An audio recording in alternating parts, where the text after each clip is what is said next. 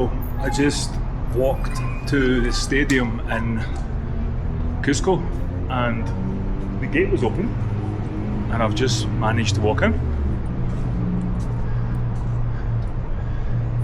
Check out that. Just managed to. Buenas. No, está bien.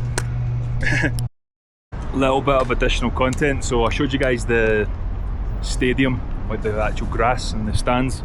This is Cusco Stadium and they've got a statue here. This is because in 2004 Cusco hosted the Copa America right here in Peru.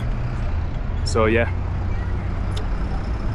pretty cool stadium. It's all white as well. It's all like stone and then just painted white. The actual moon's up there as well. Yeah, pretty cool place.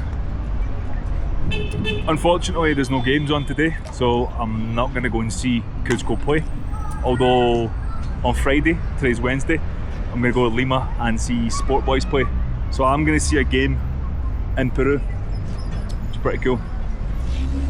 But yeah, over and out.